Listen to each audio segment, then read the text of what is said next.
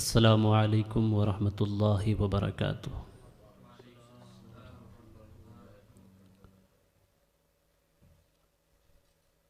الحمد للہ کفا وسلام علی عبادہ الذین اصطفیٰ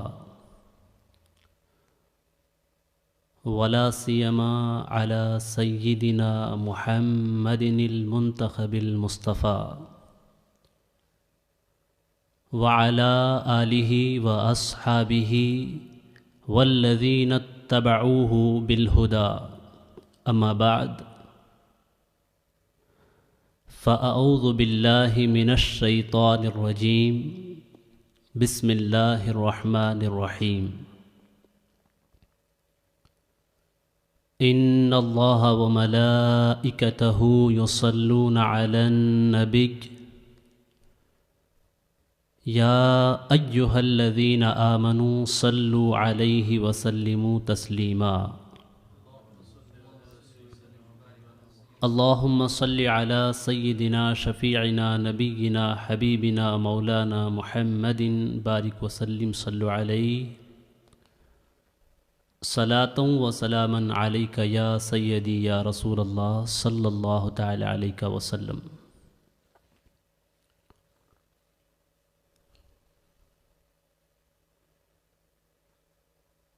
گزشتہ درس حدیث میں ہم نے آداب حدیث، حدیث پاک کی تعریف اور حدیث رسول صلی اللہ تعالی علیہ وسلم میں جو قصے وارد ہوئے ہیں ان کی اقسام اور کچھ مزید تفصیلات سماعت کی تھیں۔ آج انشاءاللہ العظیم as we promised yesterday that we will listen today inshallah al-azim a very interesting story which is narrated by Hazrat Suhaib radiyallahu ta'ala an۔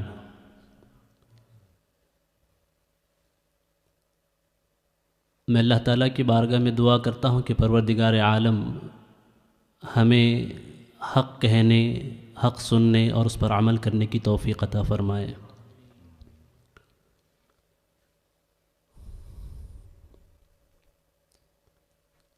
آج جو قصہ حدیث ہم سننے جا رہے ہیں وہ ایک چھوٹے سے لڑکے سے متعلق ہے کہ پچھلی اقوام میں ایک بادشاہ تھا جو ظالم تھا اور خدائی کا دعویٰ کرتا تھا، تو پروردگار عالم نے ایک چھوٹے سے بچے کے ذریعے سے اس بادشاہ کے غرور کو کس طریقے سے خاک میں ملایا، اسے اللہ کے رسول صلی اللہ تعالیٰ علیہ وسلم ارشاد فرماتے ہیں۔ حدیث پاک کی نص یوں ہے،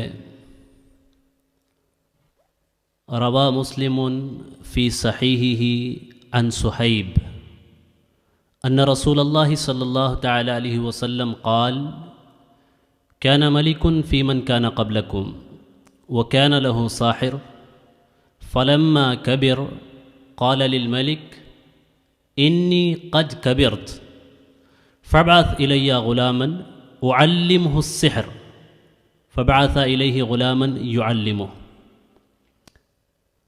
حضرت امام مسلم نے اپنی صحیح میں حضرت صہیب سے روایت فرمایا ہے کہ اللہ کے رسول صلی اللہ تعالیٰ علیہ وسلم ارشاد فرماتے ہیں، تم میں سے جو لوگ پہلے تھے ان میں ایک بادشاہ تھا اور اس کا ایک جادوگر تھا۔ جب وہ جادوگر بوڑھا ہو گیا تو اس نے بادشاہ سے کہا کہ اب میں بوڑھا ہو گیا ہوں، میرے لیے کسی ایک بچے کا انتظام کرو تاکہ یہ جادو کا جو فن ہے میں اسے سکھا سکوں۔ تو بادشاہ نے اس کے لیے ایک بچے کا انتظام کیا۔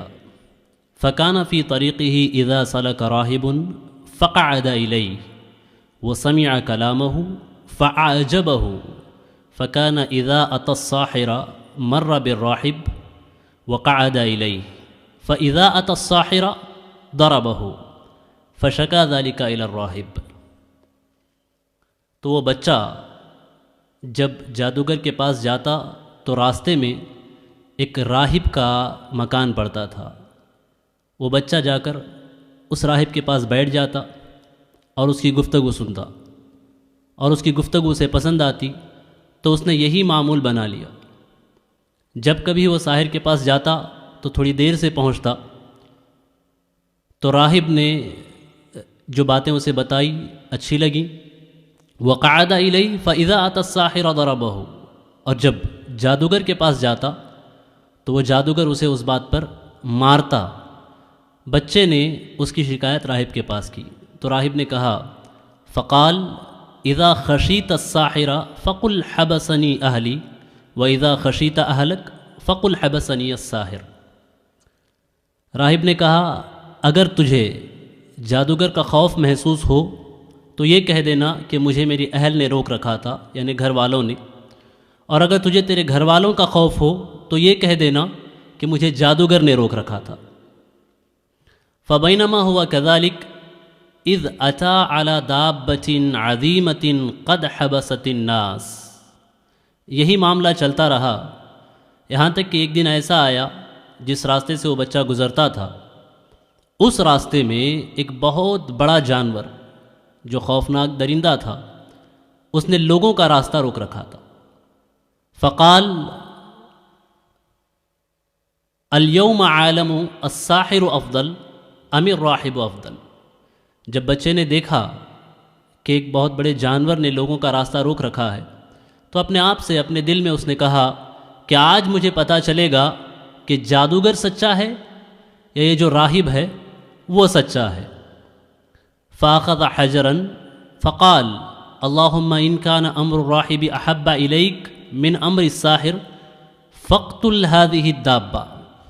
اس بچے نے ایک چھوٹا سا پتھر لیا اور پتھر لینے کے بعد اس نے اپنے پروردگار کی بارگاہ میں عرض کیا کہ اے اللہ، اگر راہب کا معاملہ تیرے نزدیک جادوگر کے معاملے سے زیادہ پسندیدہ ہے تو اس جانور کو اس پتھر سے قتل کر دے، حتی یمضی الناس، تاکہ لوگ وہاں آسانی سے گزر سکیں۔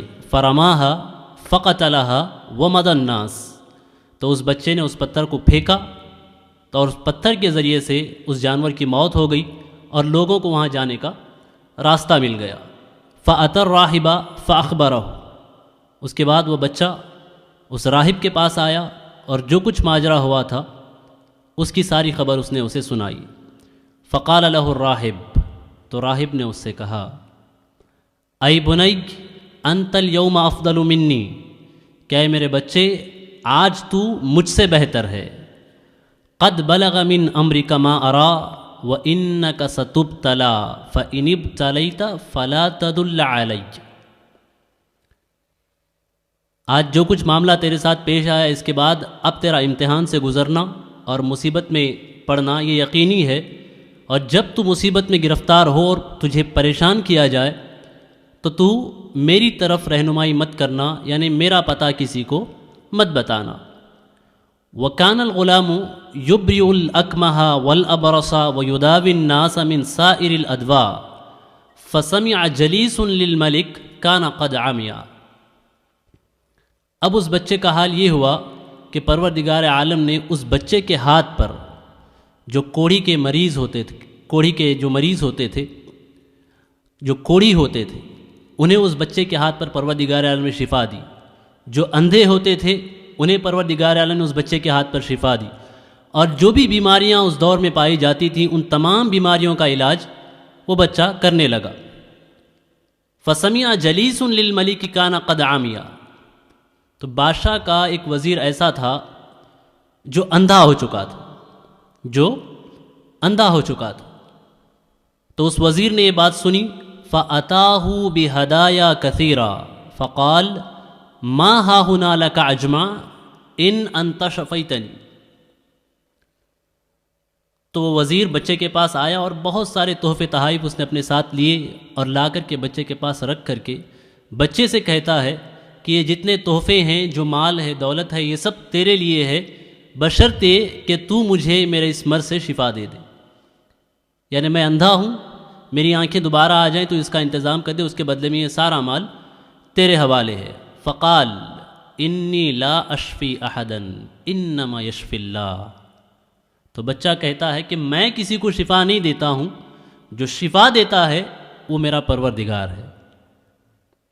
فَإِنْ أَنْتَ آمَنْتَ بِاللَّهِ دَعَوْتُ اللَّهَ فَشَفَاكَ فَآمَنَ بِاللَّهِ فَشَفَا۔ بچے نے ایک شرط رکھی، اگر تو اللہ پر ایمان لے آئے تو میں اللہ کی بارگاہ میں دعا کروں گا، اللہ تیرا مرض دور کر دے گا۔ فآمن باللہ، تو اس نے اللہ پر ایمان لایا، فشفاہ اللہ، اور پروردگار عالم نے اسے اس کی آنکھیں دوبارہ لوٹا دی۔ فأتی الملک فجلس الیہ کما کان یجلس فقال له الملک من رد علیک بصرک، تو وہ جو وزیر تھا بادشاہ کے پاس آیا اور پہلے جیسے بیٹھتا تھا جس وقت اس کی آنکھیں صحیح سالم تھی، اسی انداز میں اس نے اپنی نشست سنبھالی۔ تو بادشاہ نے سوال کیا کہ تیری بینائی تجھے کس نے لوٹائی؟ قال ربی، وزیر نے کہا میرے پروردگار نے۔ قال ولک رب غیری، تب بادشاہ نے کہا کیا تیرا میرے علاوہ بھی کوئی رب ہے؟ یعنی میں ہی تیرا رب ہوں اور میرے علاوہ بھی تیرا کوئی رب ہے؟ قال ربی و ربک اللہ، وزیر نے کہا میرا رب اور تیرا رب، سب کا رب پروردگار عالم اللہ ہے۔ فاخذہ فلم یزل یعذبہ حتی دل علی الغلام، تب اس بادشاہ نے اس وزیر کو تکلیف دینی شروع کی، سزائیں دینا شروع کی، اذیت میں ڈالا، یہاں تک کہ اس وزیر نے اس بچے کا پتہ بتا دیا۔ فجیء بالغلام، تو اس بچے کو لایا گیا۔ فقال له الملک ای بنی قد بلغ من سحرک ما تبرئ الاکمہ والابرص وتفعل وتفعل، بادشاہ نے کہا اے لڑکے، اے بچے، تمہارا معاملہ یہاں تک پہنچ چکا ہے کہ تم اپنے جادو سے اندھوں کی بینائی لوٹا دیتے ہو، کوڑیوں کو شفا دیتے ہو اور طرح طرح کے کام کرتے ہو۔ فقال انی لا یشفی احدا انما یشفی اللہ، بچے نے کہا میں کسی کو شفا نہیں دیتا، جو شفا دیتا ہے وہ اللہ تبارک و تعالی ہے۔ فاخذہ فلم یزل یعذبہ حتی دل علی الراہب، اب اس بادشاہ نے اس بچے کو بھی ستانا شروع کیا، بچے کو بھی سزائیں دینی شروع کی، اذیت میں ڈالا، اور اس قدر ستایا کہ اس نے اس راہب کا پتہ بتا دیا جس کے ذریعے سے اسے ایمان کی دولت ملی تھی۔ فجیء بالراہب فقیل له ارجع عن دینک فابا، تو پھر راہب کو پکڑ کر لایا گیا اور پھر راہب سے کہا گیا کہ تو اپنے دین سے پلٹ جا، یعنی اللہ کے ساتھ کسی اور کو شریک ٹھہرا، کفر کر دے۔ فابا، راہب نے انکار کر دیا۔ فدعا بالمنشار فوضع المنشار فی مفرق راسہ فشقہ حتی وقع شقا، تو اس نے ایک کاٹنے کا آلہ جس کے ذریعے سے درخت وغیرہ کاٹے جاتے ہیں اور بڑی چیزیں کاٹی جاتی ہیں، آرا جسے کہا جاتا ہے، وہ منگایا اور لانے کے بعد اس آرے کے ذریعے سے راہب کے 2 ٹکڑے کر دیے، اسے کاٹ کر 2 ٹکڑوں میں بانٹ دیا۔ ثم جیء یجلس الملک ثم جیء بجلیس الملک، اس کے بعد جو شخص بادشاہ کے پاس بیٹھتا تھا وزیر، اسے لایا گیا۔ فقیل له ارجع عن دینک فابا، اس سے بھی کہا گیا کہ تو بھی اپنے دین سے پلٹ جا، اس نے انکار کر دیا۔ فوضع المنشار فی مفرق راسہ فشقہ بہ حتی وقع شقا، تو اسے بھی ویسے ہی کاٹ دیا گیا جس طریقے سے راہب کے ساتھ کیا گیا تھا۔ ثم جیء بالغلام فقیل له ارجع عن دینک فابا، سیم بات غلام کے ساتھ بھی، کہا کہ تو اپنے دین سے پلٹ جا، کہا کہ میں نہیں پلٹوں گا۔ فدفعہ الی نفر من اصحابہ، بادشاہ نے اپنے چند لوگوں کو بلایا اور بلانے کے بعد ان چند لوگوں کے حوالے اس غلام کو کیا، اس بچے کو کیا۔ فقال اذهبوا به الى جبل کذا وکذا، اس بچے کو لے جاؤ فلاں فلاں پہاڑی پر، فاصعدوا به الجبل، اور اسے پہاڑی کے اوپر لے جاؤ۔ فاذا بلغتم ذروته فان رجع عن دینه وَإِلَّا فَطْرَحُوا، اور جب پہاڑی کی چوٹی پر پہنچ جاؤ تو اس سے پوچھو کیا یہ اپنے دین سے پلٹے گا، اگر دین سے پلٹ جاتا ہے تو ٹھیک، نہیں تو اس بچے کو اوپر سے تم نیچے پھینک دینا۔ فَذَهَبُوا بِهِ، وہ اسے لے گئے، فَصَعِدُوا بِهِ الْجَبَلَ، اور پہاڑی پر چڑھے، فَقَالَ اللَّهُمَّ اكْفِينِهِمْ بِمَا شِئْتَ فَرَجَفَ بِهِمُ الْجَبَلَ فَسَقَطُوا وَجَاءَ يَمْشِي إِلَى الْمَلِكِ، جب پہاڑی پر لے گئے اس بچے کو لے کر تو بچے نے اللہ کی بارگاہ میں دعا کی کہ میرے مولا تو ہی میرا سہارا ہے، تو ہی مجھے بچانے والا ہے۔ اتنا کہنا تھا، جو پہاڑ تھا اس پہاڑ میں حرکت پیدا ہوئی، یہاں تک کہ اس بچے کے علاوہ جتنے لوگ پہاڑی پر تھے وہ سب کے سب پہاڑ پر سے نیچے گر گئے، اور وہ بچہ صحیح سالم چل کر کے پھر بادشاہ کے پاس آیا۔ فقال له الملک ما فعل اصحابک، جب بادشاہ کے پاس آیا تو بادشاہ نے اسے سوال کیا ما فعل اصحابک، جو لوگ تیرے ساتھ گئے ہوئے تھے انہوں نے کیا کیا یا ان کا کیا حال ہوا؟ قال کفانیہم اللہ، کہا ان کے لیے میرا پروردگار کافی تھا۔ فدفعہ الی نفر من اصحابہ، بادشاہ نے ایک دوسری جماعت بلائی، ایک دوسرے گروپ کو بلایا۔ فقال اذهبوا به فاحملوه في قرقور فتوسطوا به البحر، اور اس جماعت سے کہا اس بچے کو ایک چھوٹی سی کشتی میں لے کر سمندر میں جاؤ، فَإِن رَجَعَ عَن دِينِهِ وَإِلَّا فَاقْذِفُوهُ، وہاں جا کر کے پوچھو کیا یہ اپنا دین ترک کرنے کے لیے تیار ہے، اگر دین ترک کر دیتا ہے، چھوڑ دیتا ہے تو ٹھیک، نہیں تو اسے سمندر میں ڈال دو۔ فَذَهَبُوا بِهِ، تو اس بچے کو لے گئے۔ فقال اللہم اکفینہم بما شئت فانکفأت بہم السفینہ فغرقوا وجاء یمشی الی الملک، جب اس بچے کو بیچ سمندر میں لے گئے تو اس بچے نے پھر پروردگار کی بارگاہ میں دعا کی کہ مولا تو ہی میرا سہارا ہے، تو ہی مجھے ان سے بچانے والا ہے۔ جیسے ہی یہ کہنا تھا جو کشتی تھی وہ کشتی پلٹ گئی، اور جتنے لوگ اس کشتی میں تھے سب ڈوب گئے، اور بچہ صحیح سالم واپس چل کر بادشاہ کے پاس آیا۔ قال وما ہوا، فقال له الملک ما فعل اصحابک، پھر بادشاہ نے پوچھا کہ جو لوگ تمہیں اپنے ساتھ لے گئے تھے ان کا کیا ہوا، یا انہوں نے تمہارے ساتھ کیا کیا؟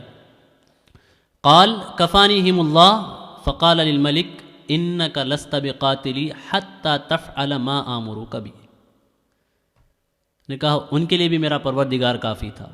اب پھر یہاں دیکھیں، یہاں سے بچے کی کیا حالت ہوتی ہے۔ بچہ کہتا ہے کہ تم اس وقت تک مجھے نہیں مار سکتے جب تک تم میرے انسٹرکشنز نہ فالو کر لو، جب تک تم میرے طریقے کو نہ اپنا لو اس وقت تک تم مجھے نہیں مار سکتے۔ قال وما ہوا، تو بادشاہ نے پوچھا کہ بھئی وہ کون سا طریقہ ہے جس کے ذریعے سے میں تم سے چھٹکارا پا سکتا ہوں؟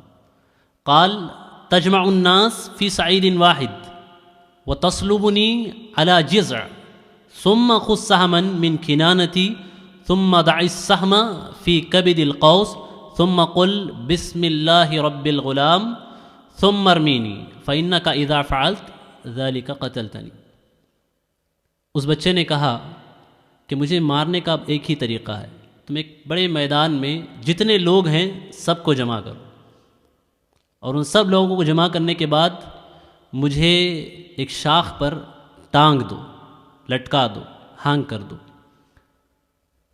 اس کے بعد ایک تیر لو اور اس تیر کو یہ کہہ کر کے میرا نشانہ لو کہ اس غلام کے پروردگار کے نام سے میں یہ تیر چھوڑتا ہوں، اس کے بعد وہ تیر میرا نشانہ لے کر چلایا جائے۔ اگر تم نے اس طریقے سے تیر کا نشانہ لے کر مجھے مارا تو میں انتقال کر جاؤں گا۔ فجمع الناس فی صعید واحد وصلبہ علی جذع، تو بادشاہ نے لوگوں کو جمع کیا، اور جس طریقے سے اس بچے نے کہا تھا کہ مجھے ٹانگ دینا، لٹکا دینا، اسے ایک شاخ پہ لٹکا دیا گیا۔ ثم اخذ سہما من کنانتہ ثم وضع السہم فی کبد القوس ثم قال بسم اللہ رب الغلام، پھر جیسے بچے نے کہا تھا کہ جس طریقے سے مجھے مارنا ہے اسی انداز میں اس نے بچے کے رب کا یعنی اللہ تبارک و تعالیٰ کا نام لے کر تیر چلائی گئی، اور وہ تیر گیا، اور جانے کے بعد وہ تیر فوقع السہم فی صدغی، بچے کی کن پٹی پر جا کر وہ تیر لگا۔ فوضع یدہ فی صدغہ فی موضع السہم فمات فقال الناس آمنا برب الغلام آمنا برب الغلام آمنا برب الغلام۔ جب بچے کی کنپٹی پر تیر لگا تو بچہ انتقال کر گیا۔ اب لوگوں نے جب دیکھا کہ بادشاہ نے اسے کئی طریقے سے مارنے کی کوشش کی اور بچے کا کچھ نہیں بگاڑ سکا، اور جب بچے کے رب کا نام یعنی اللہ کا نام لے کر اسے مارا گیا جس طریقے سے اس نے کہا تھا، تو یہ بچہ انتقال کر گیا۔ تو جتنے لوگ تھے سب نے علل اعلان یہ کہہ دیا کہ ہم اس غلام کے پروردگار پر ایمان لاتے ہیں، اور جتنے لوگ وہاں تھے سب لوگوں نے اللہ تبارک و تعالیٰ کی وحدانیت کا اقرار کر لیا۔ اب جب یہ ہوا تو بادشاہ کے جو کارندے وہاں پہ تھے، فأتی الملک فقیل لہ، دوڑ کر کے ہکے بکے ہو کر بادشاہ کے پاس پہنچتے ہیں۔ ارائیت ما کنت تحذر قد واللہ نزل بک حذرک، کیا تم نے دیکھا جس بات سے تم ڈرتے تھے آج وہی بات ہو گئی۔ یعنی بادشاہ اس بات سے ڈرتا تھا کہ لوگ میرے علاوہ کسی کو رب نہ مانیں، اور بچے کے منہ سے ہوا یہی کہ سب لوگوں نے بادشاہ کو جو جھوٹا خدا تھا اسے جھوٹا ہی ٹھہرایا، اور سچا جو پروردگار عالم ہے واحد قہار اس پر ایمان لے آیا۔ قد آمن الناس، سارے کے سارے لوگ ایمان لا چکے ہیں۔ فأمر بالأخدود فی افواہ السکک فخدت وضرم النیران وقال من لم یرجع عن دینہ فحمہ فیہا۔ جب بادشاہ نے یہ سنا کہ سب لوگ ایمان لے آئے ہیں تو اس نے کہا کہ راستوں کے کناروں پر کھڈے کھودے جائیں اور کھائیاں بنائی جائیں بڑی بڑی، ان میں آگ بھری جائے اور اس آگ کے اندر جو لوگ ایمان لے آئے اس آگ میں ڈال دیا جائے۔ وقال من لم یرجع عن دینہ فحمہ فیہا، یعنی جو دین سے واپس نہ پلٹے، یعنی اللہ تعالیٰ کے ساتھ کسی کو شریک نہ ٹھہرائے، میری ربوبیت کا اقرار نہ کرے، اسے آگ میں ڈال دو۔ ففعلوا حتی جاءت امرأۃ، اس کے سپاہیوں نے ایسا ہی کیا جیسا کہا گیا تھا، یہاں تک کہ ایک عورت آئی جس کے پاس ایک دودھ پیتا بچہ تھا، جس کے پاس ایک دودھ پیتا بچہ تھا، چھوٹا سا بچہ، ومعها صبی لہا فتقاعست ان تقع فیہا، عورت کے ہاتھ میں بچہ تھا، اس سے کہا گیا تم اپنی دین سے پلٹ جاؤ، تو اس عورت نے تھوڑا سا تردد کیا آگ میں جانے سے، لیکن اپنے ایمان پر برقرار رہی۔ فقال لها الغلام، اب جب اس کی حالت ڈگمگانے لگی تو اس کے ہاتھ میں جو بچہ تھا اس بچے نے کہا یا امہ اصبری فانک علی الحق، وہ جو دودھ پیتا بچہ تھا اس بچے نے کہا کہ اے اماں، اے والدہ محترمہ، صبر کریں کہ آپ حق پر ہیں۔ تو اس طریقے سے یہ واقعہ پروردگار عالم نے قرآن مجید کے سورہ بروج میں اس کی طرف اشارہ فرمایا ہے۔ اس واقعے کو امام مسلم نے اپنی کتاب مسلم شریف میں کتاب الزہد والرقاق ایک کتاب ہے، یعنی مسلم شریف جو ہے اس میں امام مسلم نے اپنی کتاب کی جو ترتیب رکھی ہے وہ یہ ہے کہ کتاب کہہ کر کے ایک باب بناتے، ایک پارٹ بناتے ہیں، اور اس کتاب کے اندر کئی ابواب ہوتے ہیں، جیسے کتاب الزہد والرقاق ہو گیا تو اس کے اندر کئی ابواب ہیں، اصحاب اخدود کا قصہ، فلاں کا قصہ، اس طریقے کے ابواب ہیں۔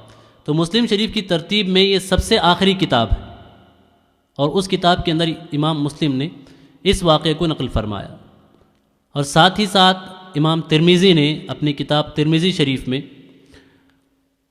باب کتاب التفسیر اور سورہ بروج کی جو تفسیر ہے اس میں اس حدیث پاک کو روایت فرمایا۔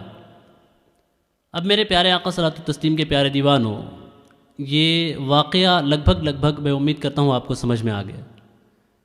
تو اب ہمیں اس واقعے کے ساتھ تھوڑی دیر گزارنی ہے، اور کچھ اہم باتیں جو ہمیں اس واقعے سے ملتی ہیں، جو ہمیں اس واقعے سے پتہ چلتی ہیں کہ کس طریقے سے پروردگار عالم نے ایک چھوٹے سے بچے کے ذریعے سے ایک بادشاہ کے تخت کو پلٹ دیا، اور ایک چھوٹا سا بچہ جو ظاہر میں ایسا لگتا تھا کہ کچھ نہیں کر سکتا، اس ایک بچے نے پوری کایا ہی پلٹ دی، اور وہاں جتنے لوگ تھے سب کے سب اسلام کے دامن میں آ گئے اور انہیں وحدانیت کی نعمت میسر ہوئی۔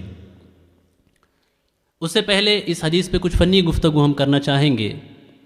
اس حدیث کے حوالے سے امام ابو عیسیٰ ترمذی فرماتے ہیں ھذا حدیث حسن غریب۔ اس حدیث کو روایت کرنے کے بعد فرماتے ہیں ھذا حدیث حسن غریب۔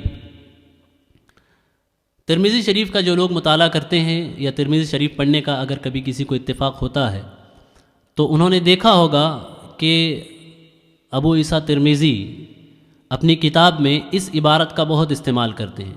ایک حدیث بیان کی، اس حدیث کے بعد کہتے ہیں ھذا حدیث صحیح، ھذا حدیث صحیح حسن، اور کہتے ہیں ھذا حدیث حسن غریب، ھذا حدیث صحیح غریب۔ اس طرح کی عبارتیں امام ترمذی کی کتاب میں بہت ملتی ہیں۔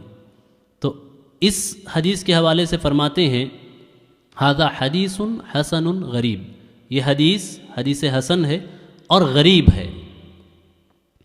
حدیث حسن کی تعریف ہم آپ کو بعد میں سمجھائیں گے۔ اب سب سے پہلے یہ سمجھ لیں کہ حدیث صحیح کیسے ہوتی ہے، حسن کیسے ہوتی ہے، اور غریب کیسے ہوتی ہے، اور ضعیف کیسے ہوتی ہے۔ حدیث کو جو لوگ روایت فرماتے ہیں، اللہ کے رسول صلی اللہ تعالیٰ علیہ وسلم نے فرمایا، اور سرکار صلی اللہ تعالیٰ علیہ وسلم سے جن لوگوں نے روایت کیا، اور روایت کا جو سلسلہ چلتا ہے، جیسے مثال کے طور پہ عن ابی ہریرہ عن عمر بن الخطاب عن ابی بکر صدیق عن رسول اللہ صلی اللہ تعالیٰ علیہ وسلم۔ حضرت ابو ہریرہ نے حضرت عمر سے روایت کی، حضرت عمر نے حضرت ابو بکر صدیق سے روایت کی، اور حضرت ابو بکر صدیق نے اللہ کے رسول صلی اللہ تعالیٰ علیہ وسلم سے روایت فرمایا۔ تو یہ روایت کی یہ جو چین ہے، اس چین کو سند کہا جاتا ہے، اس چین کو سند کہا جاتا ہے، اور اسی سند کے اعتبار سے حدیث کبھی صحیح ہوتی ہے، کبھی ضعیف ہوتی ہے، کبھی حسن ہوتی ہے، کبھی صحیح لغیرہ ہی ہوتی ہے، اور کبھی صحیح لذاتی ہی ہوتی ہے، اور کبھی حسن لذاتی ہی ہوتی ہے، اور کبھی حسن لغیرہ ہی ہوتی ہے۔ یعنی یہ جو چین ہے یہ کتنی پاورفل ہے، کتنی مضبوط ہے، کتنی طاقتور ہے، اس پر ڈیپینڈ کرتا ہے کہ یہ حدیث کون سے درجے میں آتی ہے۔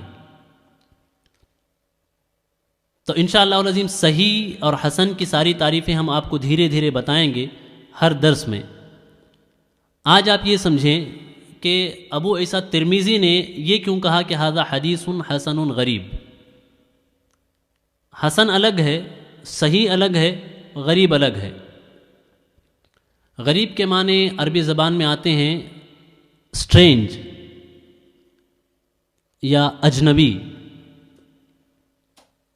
اگر کوئی حدیث صرف ایک سند سے مروی ہو، اس کے علاوہ اس کی کوئی اور سند نہ ہو، ایسا ہوتا ہے کہ ایک حدیث ہوتی ہے اس کی کئی سندیں ہوتی ہیں، کبھی کسی حدیث کی 10 سندیں ہوتی ہیں، یعنی ایک حدیث جسے حضرت ابوبکر صدیق نے اللہ کے رسول سے روایت کیا، اسی حدیث کو حضرت عمر نے بھی روایت کیا ہوتا ہے، یعنی اس طرح ہوتا ہے، یعنی ایک حدیث کو کئی صحابہ روایت کرتے ہیں اللہ کے رسول صلی اللہ علیہ وسلم سے، اس طریقے سے اس کی کئی سندیں ہوتی ہیں۔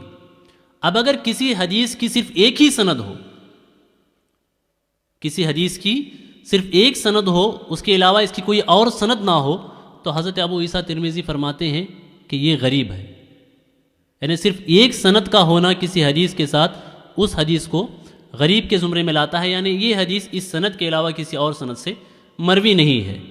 لیکن کسی حدیث کا غریب ہونا اس کو ضعیف نہیں کر دیتا، اس حدیث کو ضعیف نہیں کر دیتا، اس حدیث کو کمزور نہیں کر دیتا، ٹھیک ہے۔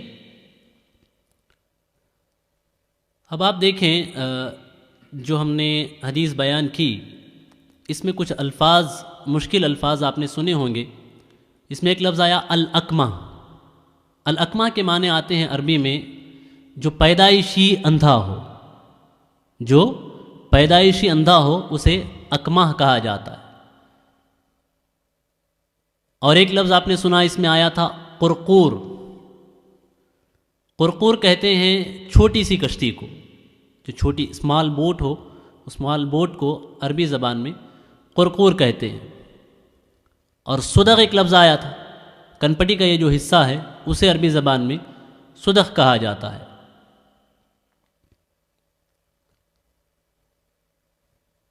حدیث کی تشریح، حدیث کے کچھ الفاظ کی وضاحت کے بعد اب حدیث کی تشریح کا ٹائم ہے. دراصل واقعہ یوں تھا کہ پچھلے زمانے میں جو بادشاہ ہوتے تھے وہ اپنا ملک محفوظ رکھنے کے لیے، اپنی سلطنت کو قائم رکھنے کے لیے جادوگروں کا سہارا لیتے تھے. جیسا کہ فرعون کے حوالے سے آپ نے قرآن مجید میں سنا ہوگا اور پڑھا ہوگا کہ فرعون نے اپنی بادشاہت کو بچانے کے لیے جادو کا سہارا لیا. فرعون نے اپنے بادشاہت کو، اپنی سلطنت کو محفوظ کرنے کے لیے جادوگروں کو استعمال کیا. تو اس طریقے سے پرانے زمانے میں ہوتا تھا کہ بادشاہ اپنے ملک کی حفاظت کے لیے جادوگروں کا استعمال کرتے تھے. تو انہی میں سے ایک بادشاہ ایسا تھا جس نے یہ طریقہ اختیار کیا. اس غلام کے حوالے سے ترمذی شریف کی جو روایت ہے، جو بچہ جس کے ذریعے سے اتنے سارے لوگوں کو ایمان کی دولت میسر آئی، اس کے حوالے سے ترمذی شریف کی روایت ہے. اس میں فرماتے ہیں کہ جب حضرت عمر بن خطاب رضی اللہ تعالیٰ عنہ کا زمانہ آیا تو آپ کے زمانے میں، آپ کے دور میں اس بچے کی قبر دریافت ہوئی. اس بچے کی قبر دریافت ہوئی، اور جب اس بچے کو قبر سے نکالا گیا تو کیا دیکھتے ہیں کہ جس طریقے سے اس بچے کو تیر مارا گیا تھا اور اس بچے نے کنپٹی پر ہاتھ رکھا تھا، اس وقت بھی وہ بچہ اسی طریقے سے اپنی کنپٹی پر ہاتھ رکھے ہوئے ہے اور اس کی لاش مکمل تر و تازہ ہے.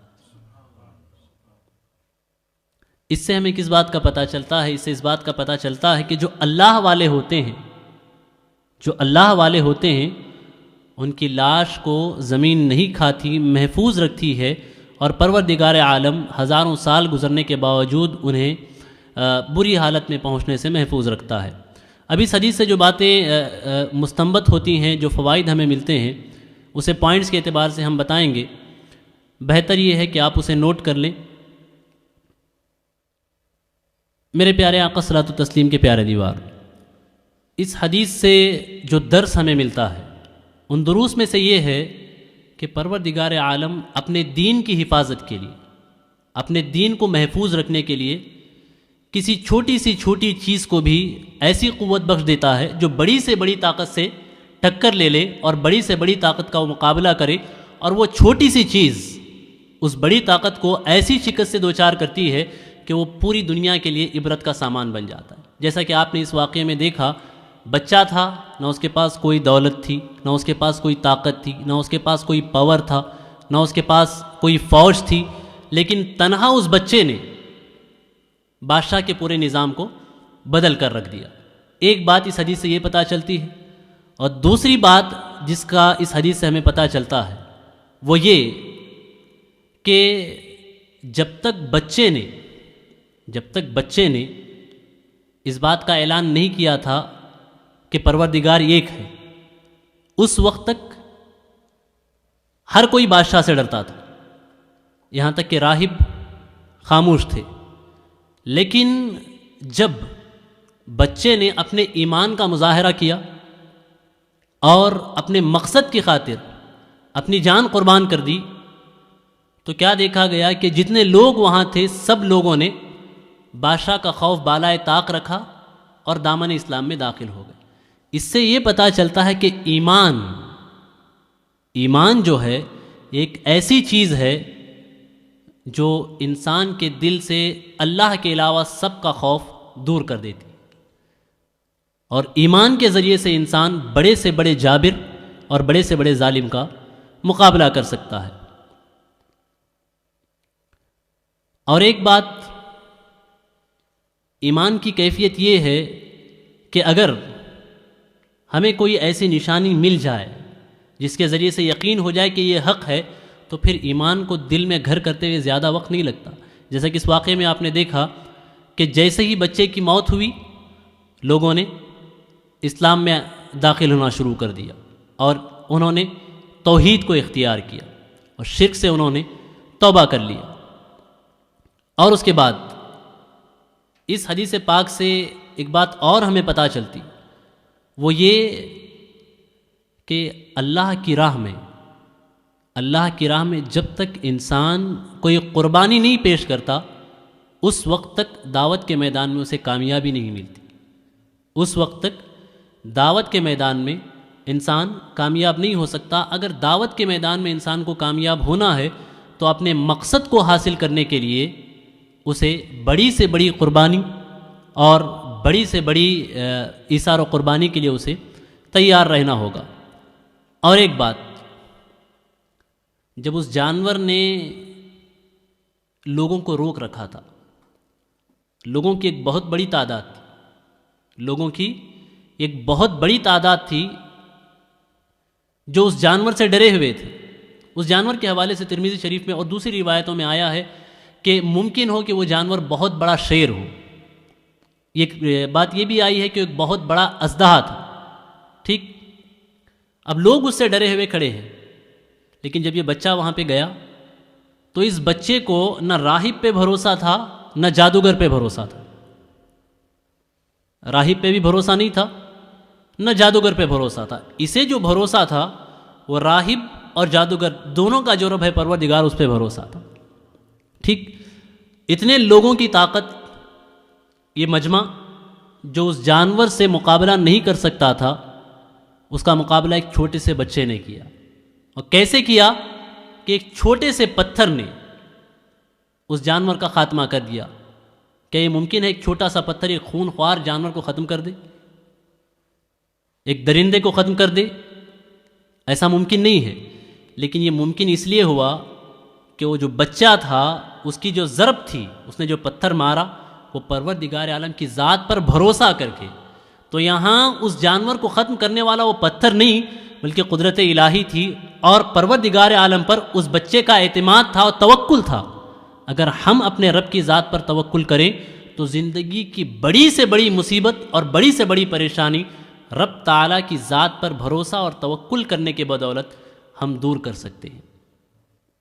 اس حدیث سے ہمیں اس بات کا بھی درس ملتا ہے، اور ساتھ ہی ساتھ اس کا پتہ چلتا ہے کہ اولیاء اللہ جو ہوتے ہیں، بزرگان دین جو ہوتے ہیں، ان کے ہاتھوں پہ پروردگار عالم ایسی کرامتیں اور ایسے عجیب و غریب واقعات رونما فرماتا ہے جس سے انسان کی عقل دنگ رہ جاتی ہے۔ حدیث پاک ہے بخاری شریف کی، کتاب الرقائق کی حدیث ہے، اس کا حصہ ہے، حضرت ابو ہریرہ رضی اللہ تعالیٰ عنہ سے مروی ہے۔ ارشاد فرماتے ہیں اللہ کے رسول صلی اللہ تعالیٰ وسلم، یعنی مروی سرکار سے ہے یہ حدیث، حدیث قدسی ہے۔